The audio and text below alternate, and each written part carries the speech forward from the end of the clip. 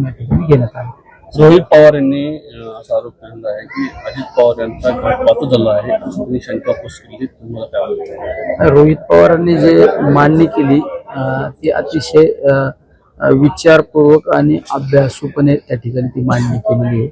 म्हणजे सगळा इत्थंभूत घटनाक्रम त्यांनी त्या मांडलेला आहे. हा सगळा घटनाक्रम जर आपण विचारात घेतला तर तो निश्चित घातपात त्या ठिकाणी वाटतो, कारण ती मांडणी अतिशय व्यवस्थितपणे केलेली आहे. सुदीर्घ त्यांच्या आज बारामती बंद आहे, त्यांना एक सुरक्षा द्यावी, जीवाला धोका आहे असं बोलतात. साहजिक आहे, एखादा माणूस स्पष्ट वक्ता असल्यानंतर बऱ्याच वेळा त्याला समाजातील काही दुर्जनांकडून त्रास होत असतो. त्यामुळे अशा वेळेस अशा नेतृत्वाला संरक्षण दिलं पाहिजे. साहेबांची परत तब्येतीची आज त्या ठिकाणी चेकअपसाठी सकाळी रुबी हॉस्पिटलमध्ये 9 साडेनऊच्या दरम्यान आणलं होतं. चेकअप केलेलं आहे, त्यांची तब्येत व्यवस्थित. विलिनीकरणावरून अनेक आता गोष्टी समोर येत आहेत.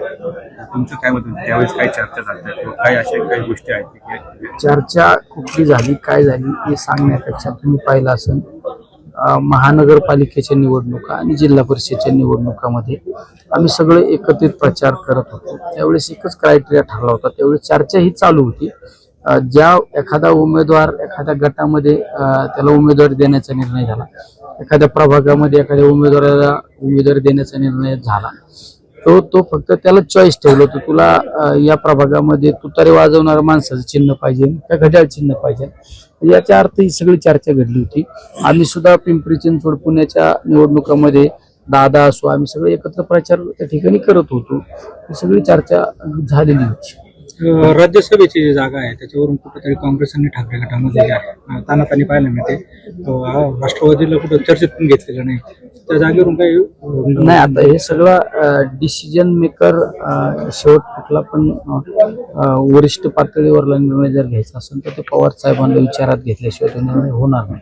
आज जरी तसं वाटत असेल, कारण साहेबांची मधल्या काळात तब्येत थोडी खराब असल्यामुळे साहेबांशी प्रॉपरली चर्चा झाली का नाही मला नाही माहिती, पण हा कुठला निर्णय ज्यावेळेस राज्यसभेचा घ्यायचा त्यावेळेस पवार साहेबांची चर्चा होऊनच तो निर्णय होईल. 30 जून पर्यंत जे आहे शेतकऱ्यांची कर्जमाफी होईल असं दत्तमामा भरणे यांनी एक वक्तव्य केलं, पण कुठेतरी लांबच चाललंय शेतकऱ्याला कर्जमाफी झाली पाहिजे. बऱ्याच तारखा वाढत चाललेली आहे, पण माझी विनंती सरकारला लवकरात लवकर माझ्या शेतकऱ्यांना कर्जमाफी मिळाली पाहिजे.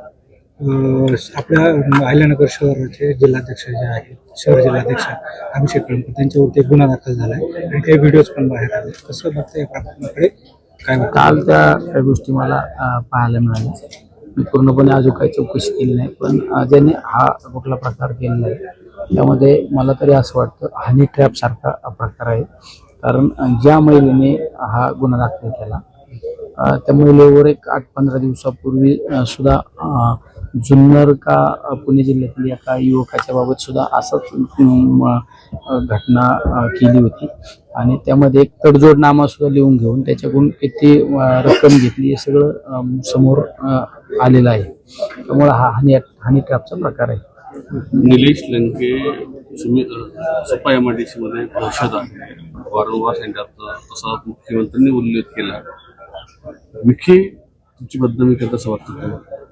कारण सगळ्या समाजाला माहिती आहे शेवट काय असतं, राजकारणाच्या जिल्ह्याच्या राजकारणात काही कुटुंब असे आहेत त्यांना निलेश लंकेचं नाव घेतल्याशिवाय दिवसाची सुरुवात पण होत नाही. आता माझा दिनक्रम सांगू, तुम्ही सकाळी उठल्यानंतर देवपूजा करतो, गावाच्या बाहेर पडत असताना मारुतीचं दर्शन घेतो.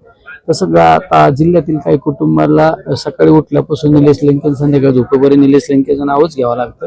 त्यामुळे उलट माझे प्रचारक आहे, मला कुठली माझ्या नावाची पब्लिसिटी करण्यासाठी मला कुठली यंत्रणा लावायची गरज नाही. त्यामुळे मी इतका भाग्यवान आहे, अशा लोकांकडून माझं वारंवार नाव त्या ठिकाणी घेतलं जातं. त्यामुळे आपलं चांगल्या पद्धतीने माझा प्रचार प्रसार चालू आहे, सगळ्या बाजूने चालू आहे.